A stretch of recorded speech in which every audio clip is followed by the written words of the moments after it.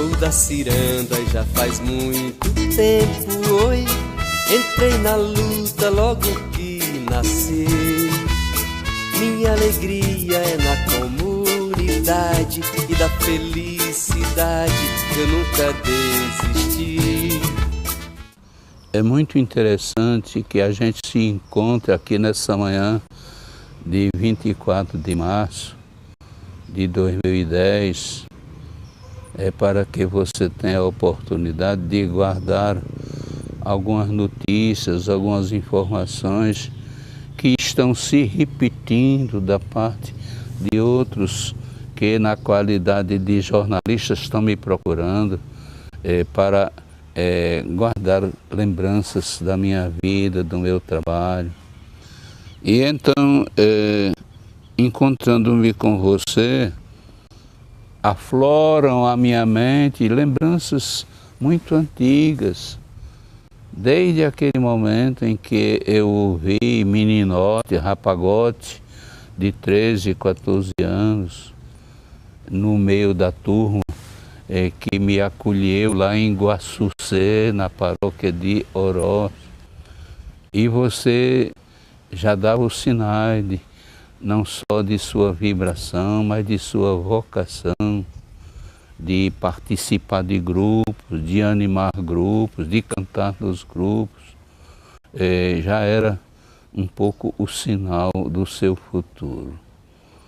Agora você se encontra comigo após 47 anos de vida aqui na região Centro-Sul, 38 dos quais como bispo diocesano e os restantes 10 como bispo emérito que me tornei na festa de Senhora Santana do ano de 2000, quando na missa final da festa eu declarei para o povo que já não era mais o bispo de Iguatu e passava a orientação da diocese às mãos do bispo coadjutor Dom José Dodge.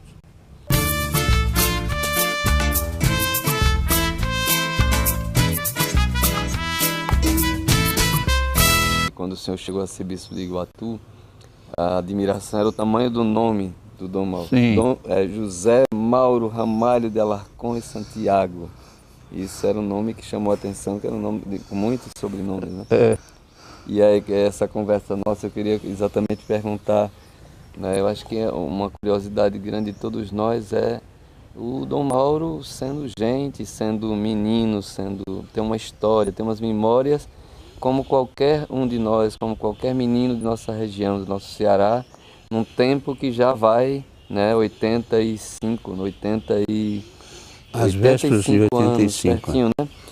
Que lembranças do menino, o Dom Mauro, hoje com os 85, guarda com carinho do menino Mauro? José Vicente, eu fui um menino feliz. Eu nasci numa região de povo muito religioso. O Baixo Jaguaribe recebeu a visita dos missionários muito atrás. Imagine você que a cidade de Russas, como centro missionário, já deve estar fazendo 300 anos. Foi o primeiro centro religioso daquela região. Nesse ambiente é que eu nasci. Eu nasci nesse centro e tive o privilégio de gozar da força dessa intuição ou desta vocação religiosa que estava na minha própria casa. O meu pai era sobrinho de Monsenhor João Luís de Santiago. Monsenhor João Luís de Santiago dá o nome hoje à praça principal da minha terra. O Monsenhor João Luís de Santiago, tio do meu pai, vigário de Russas durante bons 19 anos, passou a paróquia para o sobrinho dele, irmão do meu pai. Padre Zacarias da Silva Ramalho. Padre Zacarias morreu um ano antes de eu nascer. E o seu pai? José Ramalho de Alarcón, Santiago, irmão dele. Então era José e Maria, Mauro Felipe. E minha mãe Maria. Porque o meu pai era casado com a prima legítima dele, minha mãe. Ele, José, e minha mãe Maria, todos os filhos dele, que foram 11, receberam o primeiro nome, se era homem, José, e o primeiro nome, se era mulher, Maria. Só um fez exceção, porque o vigário, o senhor João Luiz de Santiago, achou que naquele dia ele devia receber o nome de João. Então, nesse clima religioso, com meus ancestrais também, pessoas ligadas à igreja, nasci eu e vivi eu, sob o bafejo de uma fé vivenciada. Outro dia eu estava aqui caminhando nas ruas do Iguatu e um cidadão veio, me abordou, eu nem sei quem era, mas ele me conhecia. Os iguatuenses todos me conhecem, porque eu moro aqui há 48 anos. E aquele cidadão me parou para me saudar e para me dizer: Dom Mauro, lá onde eu moro, existe um cidadão que veio de Russas e está aqui na qualidade, não sei se de barbeiro ou outra qualquer função. E ele dizia para mim outro dia: conheci Dom Mauro lá em Russas, conheci a família de Dom Mauro, conheci a mãe de Dom Mauro, e posso lhe dizer que a mãe de Dom Mauro era uma santa. Imagina um cidadão no Iguatu em que eu vivo há 48 anos, rememorando as virtudes de minha mãe. Meu pai foi prefeito de Russas 9 anos. Então, meu pai era o farmacêutico de Russas. Naquele tempo não havia médico no interior. E quando o senhor nasceu filho de prefeito no exercício, né? Porque foi em 25, Foi, né? era 25, Então, era toda aquela atividade mista de religião e de política e de farmácia. E o estilo da mãe e do pai, não sendo prefeito, não sendo o dono da farmácia, mas com os filhos, com o Mauro. Uma convivência familiar muito íntima, muito direta, muito aconchegante. Uma vigilância muito pura, num tempo puro. Porque uma coisa é Russas daquele 1930, outra coisa é Russas do século XXI, com todo um transtorno, a gente pode até dizer, do estilo de vida, da concepção de vida, da visão com que as pessoas hoje consideram o mundo dos negócios, né? Em que o que vale é ter, o que vale é conquistar um lugar, o que vale é se apresentar e utilizar os bens do mundo moderno. Agora, Dom Mauro, essa sua sensibilidade assim, social, humana, de caridade, tem alguma lembrança do senhor menino, como o senhor diz, nasci filho de prefeito, de um grupo mais privilegiado em Russas, tinha já esse convívio com um grupo maior dentro da cidade? Porque é uma cidade pequena, né? Eu fui um menino muito guardado. É claro que eu convivi na escola. O grupo escolar em que eu estudei era bem cuidado.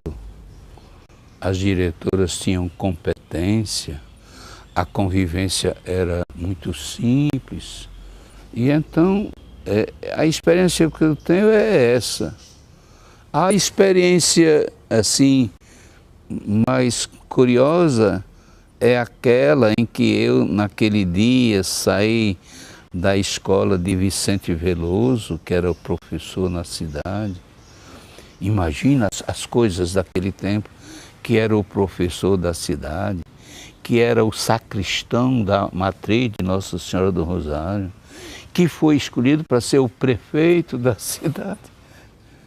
Que conexão é essa, né? Exato. Professor, sacristão, prefeito, rigoroso, que fazia a sabatina de matemática na base do bolo para quem errasse.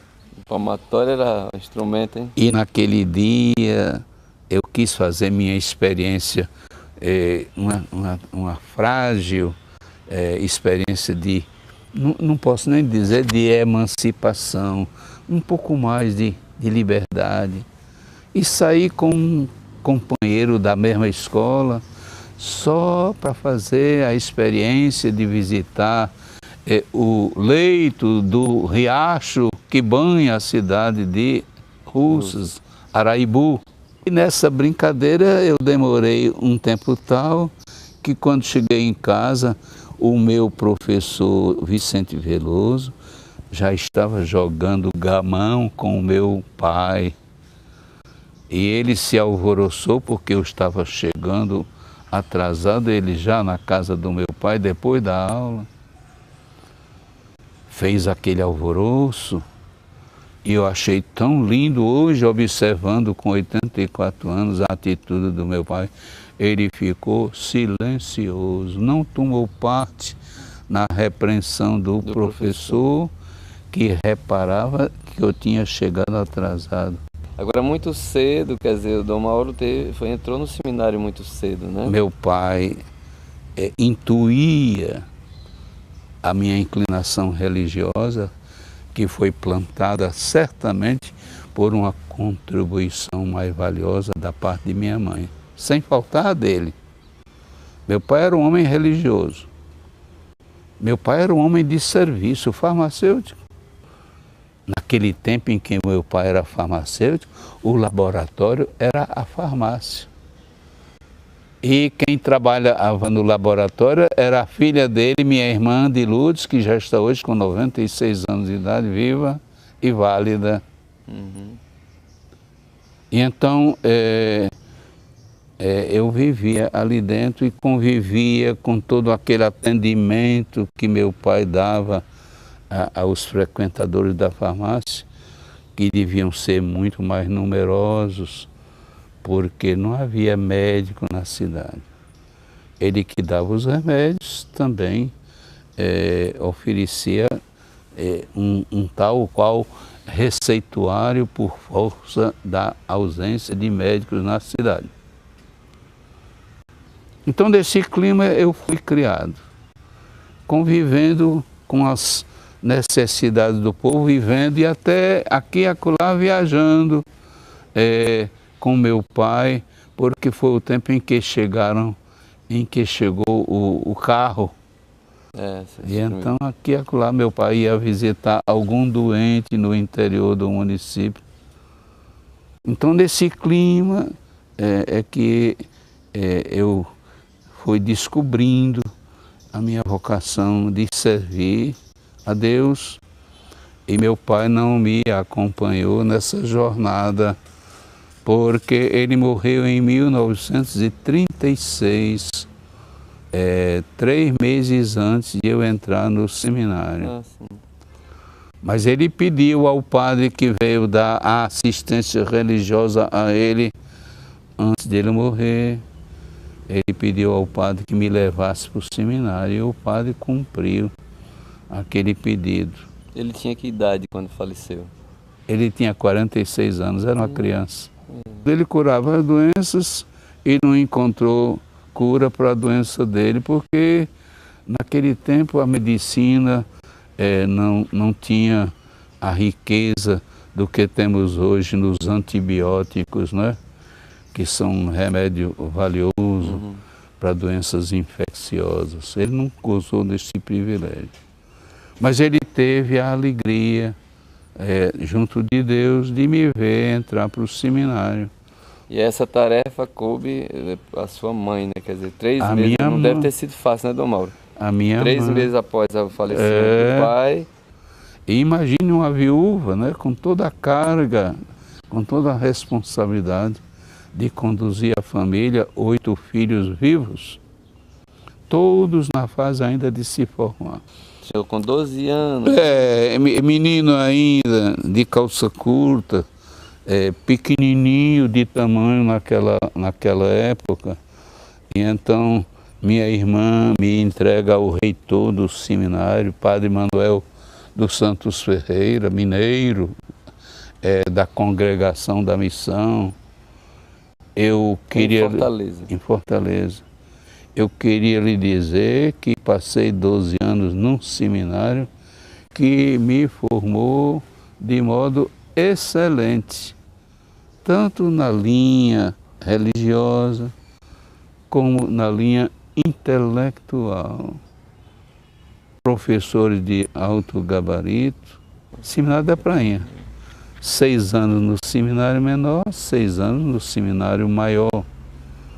O seminário menor era conduzido pelo padre Josefino Cabral, um mineiro formado em França, na filosofia e teologia, homem de muita competência e muito rígido na formação dos seminaristas. E foi nesse clima de rigidez que eu fui formado.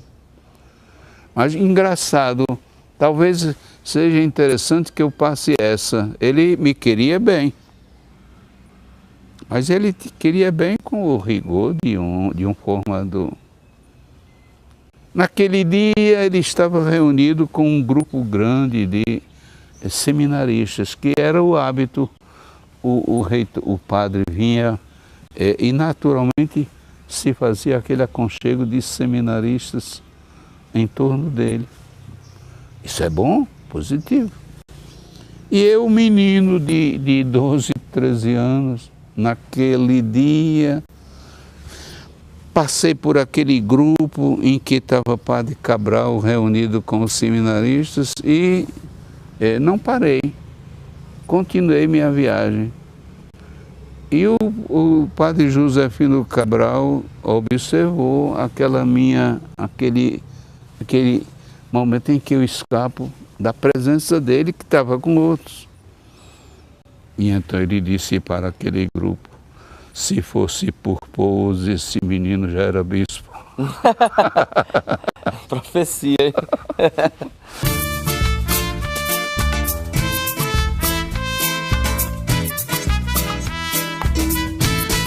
E foram 12 anos e a ordenação sacerdotal vem, e o padre Mauro vai ser também professor também, né? Aí eu passei os 12 anos de formação, e quando eu estava naquele momento de férias, dezembro, janeiro, eu fui convidado pelo primeiro bispo de Limoeiro, Dom Aureliano Matos, homem de muita visão, de muita experiência, de muita competência.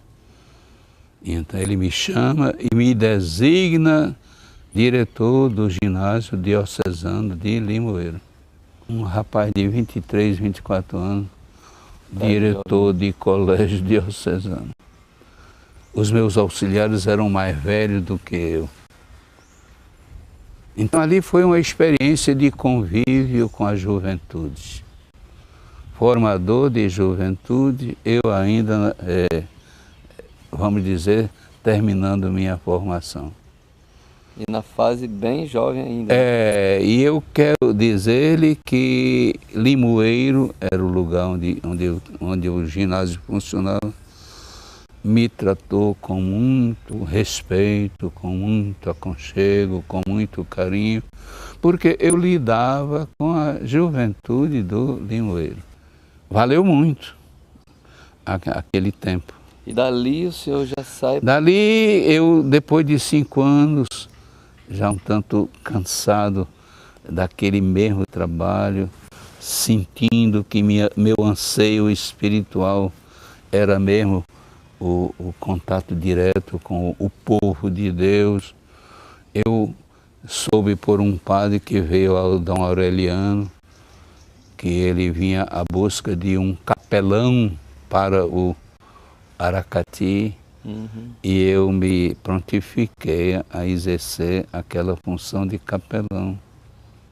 Eu não ia ocupar a paróquia, eu ia ocupar uma capelania, mas naquele tempo se falava que a diocese iria receber a paróquia para entregar aos padres diocesanos.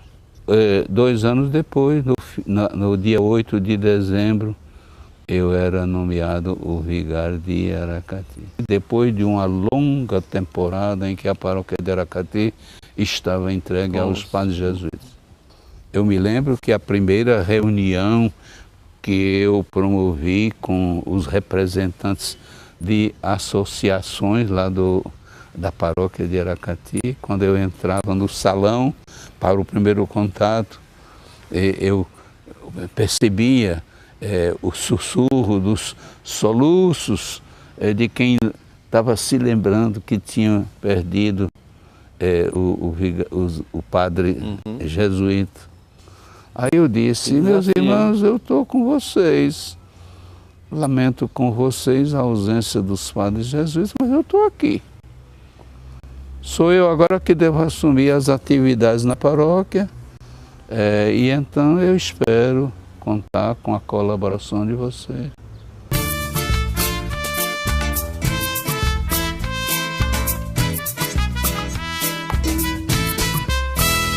Um bom tempero foi, na sua missão, acho que sempre o seu encanto com a música. José Vicente é um dom de Deus. Eu sou um homem musical.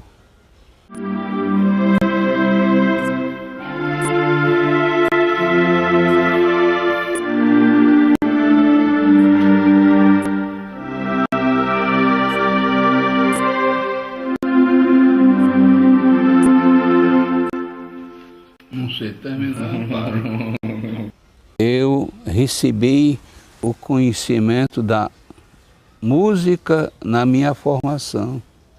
Eu estudei 6 anos de música lá no Seminário Menor. E eu fui identificado logo como músico, o pessoal reconhecia. O professor de música, naquele exame final, chamava os alunos, né, a prestar conta do conhecimento. E quando o professor me arguiu naquele dia, os colegas meus de classe diziam, Mauro, escolha o número tal, Mauro, escolha. Não era o professor que me dizia, apresente o seu conhecimento, eram os alunos que diziam, escolha o número tal. Eu fui escolhido primeiro para solista no Seminário Maior, e imagina, era o canto gregoriano. Então, um seminário com quase 200 alunos, cantava vésperas, e eu, naquele momento, tocava o órgão, que exigia muito esforço, não é o órgão moderno. Então você fazia um exercício físico muito violento para tanger aqueles folhos, arrancar o som do harmônio.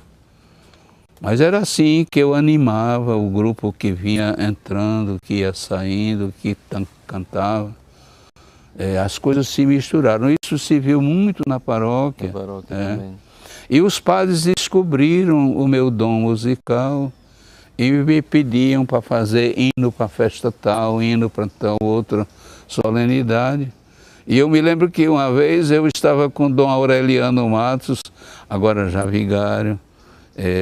Na minha casa eu dispunha de um piano, e o piano foi jogado às moscas quando eu dei as costas lá no Aracati. E eu disse, Dom Aureliano, pediram-me hino tal para lugar tal. Vossa Excelência quer ouvir, quer dar uma opinião? Eu ainda estou na dúvida se é o melhor. Toquei o hino e Dom Aureliano muito espontaneamente disse para mim, ótimo! E assim eu me senti autorizado a mandar aquele hino.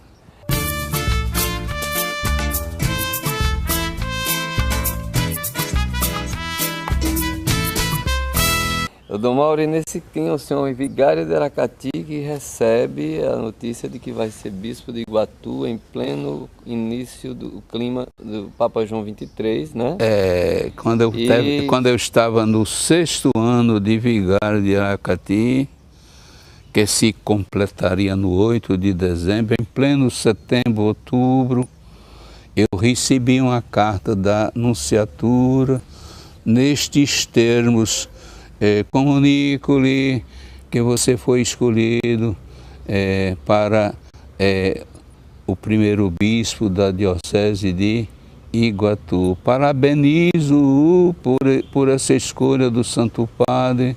Digo-lhe que esta notícia está ligada por um segredo do Santo Ofício e o seu nome será publicado no dia 20 de outubro próximo, 61.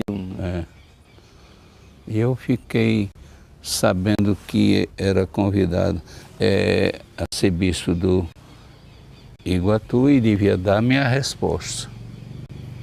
A gente fica se perguntando, o que responder? O senhor... Responder não, perguntava-me eu naquela hora. Aí eu mesmo dizia para mim: você foi padre, exerceu sua função de padre já no 13º ano de padre. A graça que Deus lhe deu para ser padre é a graça que Ele vai lhe dar para ser bispo. E um bispo jovem, né, senhor? Aí eu mesmo concluí que devia aceitar e mandei dizer que aceitava. Estava com 35, 6 anos. 36 anos. 36 anos. Bispo novo, hein? 36 anos. Dom Mauro, e aí foi... E era aquele clima do Papa João XXIII anunciando o Concílio Vaticano II. Logo no janeiro que se seguiu, lá veio o convite para participar do Concílio Ecumênico Vaticano II. Quer dizer, antes praticamente o senhor assumia a diocese, já foi no concílio. Logo no começo. E... Uma grande graça. Participar do concílio foi uma grande graça que Deus me deu. Porque eu ia receber toda a força renovadora da igreja que estava respondendo às necessidades do tempo. Pois é, essa graça, porque o senhor iniciar em Iguatu, uma diocese que está nascendo, começando, e também o senhor como bispo novo, e também o clima novo, tem muitas possibilidades. E que mudança que deixou muita gente... Desafios, hein? Muita gente um tanto chocada. Sair do latim e agora celebrar a liturgia na língua vernácula.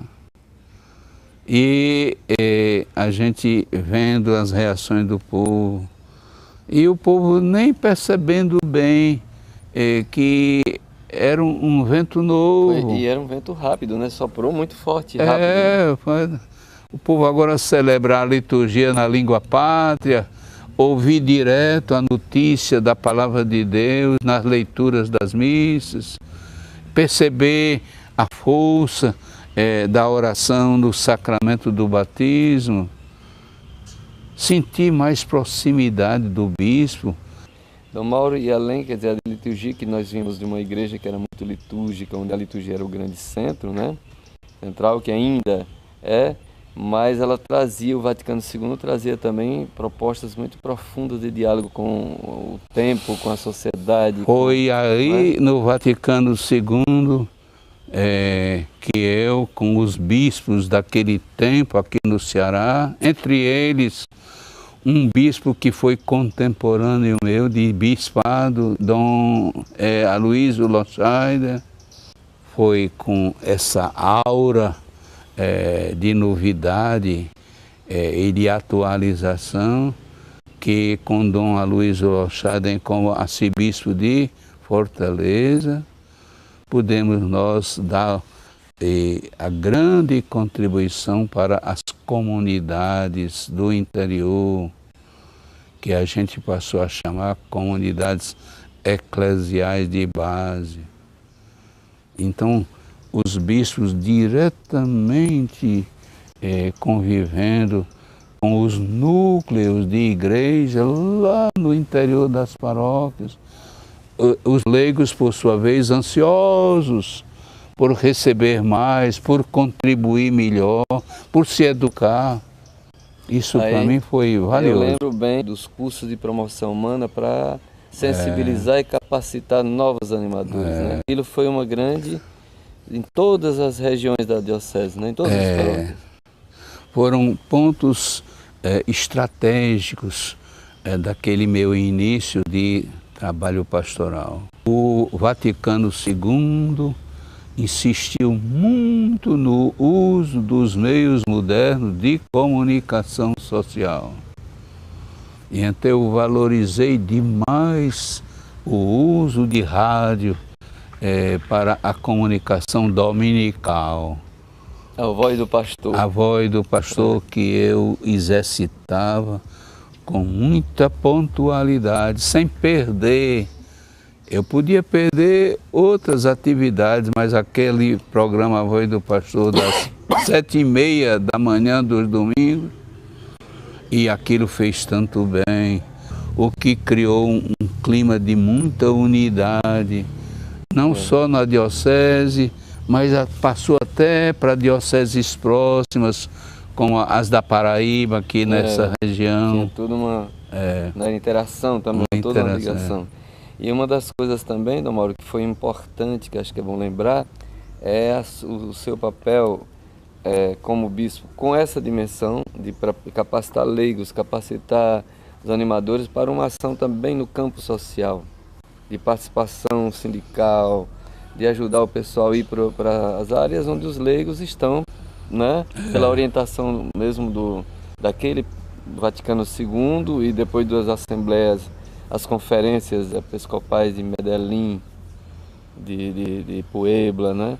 Que era para assumir. As conferências episcopais tornaram-se um prolongamento da execução das diretrizes do concílio nas regiões e ofereceram avaliações segundo as necessidades locais e do tempo.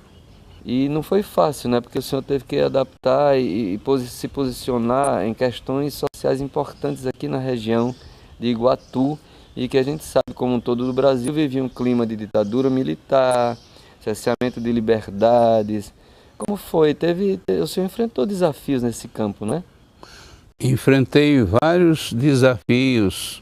Então, dentro desse clima, eu tive de enfrentar desconfianças que até criaram embaraço para o meu trabalho social, dificultaram a atuação até na parte de educação. Já naquele tempo a gente pensava em faculdade aqui para Iguatu. Iguatu acordou mais tarde para o social, para o educacional. Iguatu, quando eu aqui cheguei, era reconhecido como um centro comercial de muito valor aqui no Centro-Sul. Mas a educação precisava se desenvolver mais. Pensava-se na faculdade, reuniu-se grupo para tratar do assunto. Os próprios educadores do tempo, Dr. Edson Gouveia, Padre Queiroga, Dr. Zé Eupídio, Aloísio menos, mas era um grupo interessado em que o Iguatu despertasse e crescesse. E a gente sabe que na região tinha um bispo que eram destaques, né, nesse posicionamento de preocupação social, de grito, de clamor, como foi o próprio Dom Helder Câmara, que o Dom Fragoso aqui no Ceará, e que o senhor, eles sabiam que Dom Mauro, como o senhor disse, com essa sua ponderação de paciência, mas também tinha a sua solidariedade, né, explícita, né, Dom Mauro?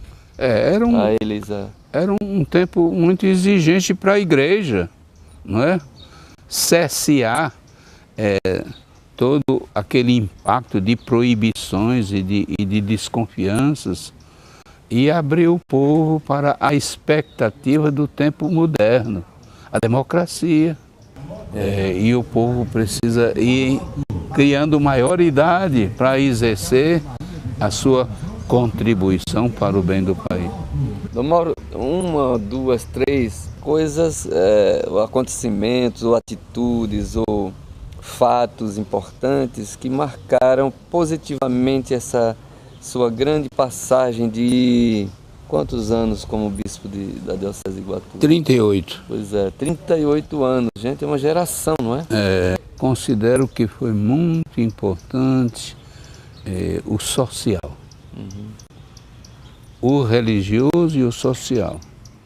O religioso pela catequese do povo, que é minha missão, catequizar. Teve uma boa escola de catequese aqui que funcionou várias etapas, né?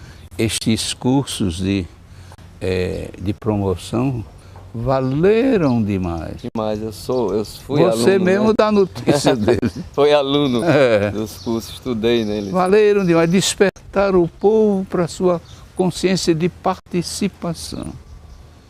O povo era muito passivo. As comunidades ensinaram o povo a ser participativo. Participativo, com certeza. Para mim foi o grande dom do meu período de vida de bispo.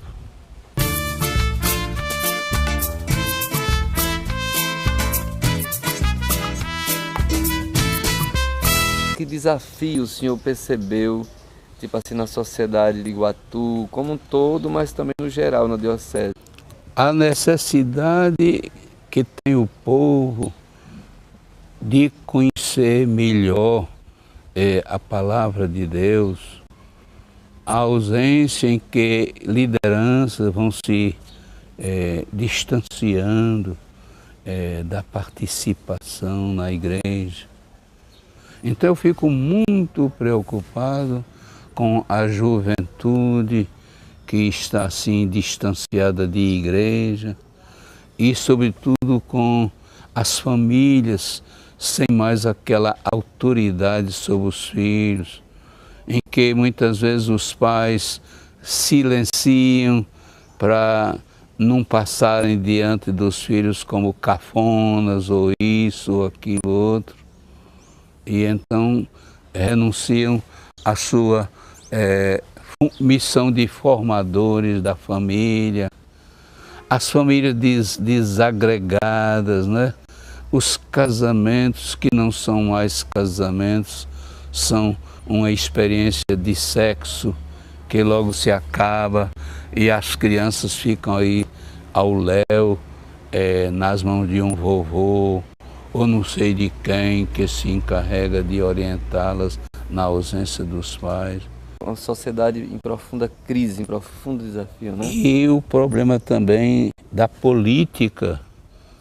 Os políticos dão a impressão de que renunciaram à sua representatividade do povo e não sabem mais que estão ali para representar as necessidades do povo de que são os enviados. Esse é um sofrimento muito grande que eu experimento vendo a incapacidade de que os políticos se tornaram os responsáveis.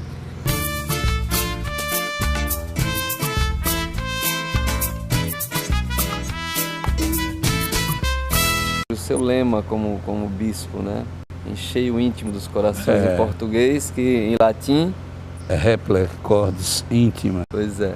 E parece uma das suas forças, que a gente sempre percebeu convivendo com o senhor, como eu tive a alegria e a graça de conviver durante 3 anos, assim, morando na mesma casa e tudo mais, e ser acolhido pelo senhor, é a sua felicidade como celibatário. Não é? O celibato, porque a igreja vive uma profunda crise também nas áreas, no clero, sobre essa questão desse tema, não é? E vendo Dom Mauro, acompanhando Dom Mauro, a gente sabe que é um homem feliz no seu celibato. O que o senhor tem a dizer sobre isso? É uma graça. A escolha eu a fiz quando era menino, sabendo que padre não se casa. A formação que eu recebi foi nessa direção, de saber que sou o anunciador do Evangelho.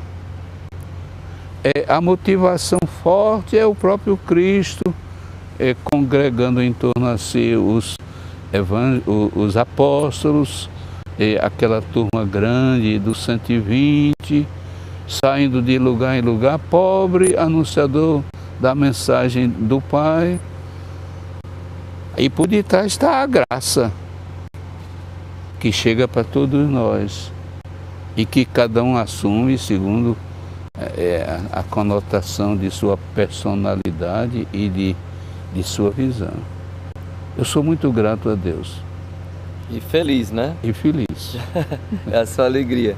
Um outro tema que é assim grandioso e desafiante nesse tempo que a gente vive, e ao mesmo tempo que eu acho que é uma coisa que teve muito presente na sua vida, é seu carinho, sua ligação com a terra, com a Mãe Terra, o Jardim do Dom Mauro, a Horta do Dom Mauro, desde aquele tempo, né?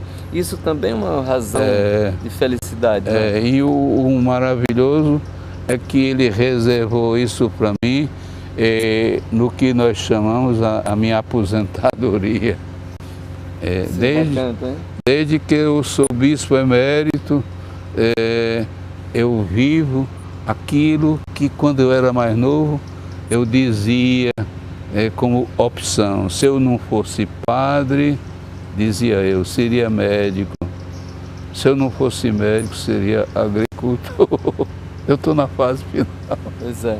Um homem que teve toda essa missão, mas baseada em princípios que vêm da família, depois toda essa questão de uma boa formação, que teve a música como tempero da vida, sempre, né? Seu encanto de música, e não só como músico, mas como poeta, compositor da música também, né? Na linguagem musical. E depois a questão esse grande tema hoje da ecologia, né? Essa grande missão nossa no planeta que grita no seu povo, na sua terra, nas suas fontes, e pessoas que estão se apaixonando cada vez mais por esse cuidado com a terra. Outro dia eu estava lendo o jornal e via que a Copiara é um dos municípios, o primeiro município que se tornou responsável pelo desmatamento. Não é isso? E eu já via isso há muito tempo, caminhões e mais caminhões saindo de Acopiara, levando a preservação para as chuvas daquilo que é a mata e que vai comprometer depois a vida do próprio cidadão. A campanha da fraternidade está abrindo os olhos, né, para o respeito à natureza. E a natureza está dizendo ao homem que se cuide, não é? Vulcão lá no Haiti, não é? Tremor de terra lá no Chile, e em outras áreas a manifestação do protesto da natureza sob outras formas. Então que o homem use da inteligência e preserve, não antecipe o fim do mundo com a sua colaboração direta no desgaste, na decadência da natureza. Dom Mauro, já 50 anos de bispo e 50 anos da diocese, em 2012, não é? O que é que o senhor alegra e que o senhor gostaria de ter, a gente não esquecer, porque eu também estou envolvido nisso, a gente não perder de vista nessa festa, nesse jubileu? Eu tenho percebido que Dom João Costa é muito sensível a esse olhar sobre o povo de Deus na diocese dele. Eu espero que, inspirado pelo Espírito Santo e conduzido pelas diretrizes da Igreja nos tempos de hoje, ele fortaleça sempre mais o aconchego com o povo de Deus para orientá-lo na busca de uma fé participativa, construtiva, de um tempo novo na igreja. É a minha expectativa. Que Deus nos dê essa graça. Amém, né? Os antigos diziam como é que de velho não morre, de moço não morre, de velho não escapa, né? E aí, como é que é o senhor, assim, nessa idade, contemplar a graça? Porque a morte também é uma graça, né? A morte, como dizia a campanha da fraternidade ano passado, né? Sobre a vida, né? Vivida em plenitude até os últimos momentos. Como é que o senhor encara isso? Quando eu me encontro com pessoas mais idosas, dizer, está me faltando isso, estou com as pernas cansadas, estou ouvindo pouco. Eu digo brincando para eles, o mal é da idade, né? O nosso cantor, não é? O Luiz Gonzaga, exatamente, ele faz alusão a isso para as pessoas novas. Eu faço alusão para as pessoas mais idosas. Aliás, a idade está se prolongando. Está muito mais frequente a gente ouvir falar de pessoas que morrem aos 100 anos de idade. Significa que a medicina está contribuindo para prorrogar o tempo da passagem. Mas ninguém pode esquecer o tempo da passagem, que é uma realidade que envolve a todos. Eu também fico pensando na passagem.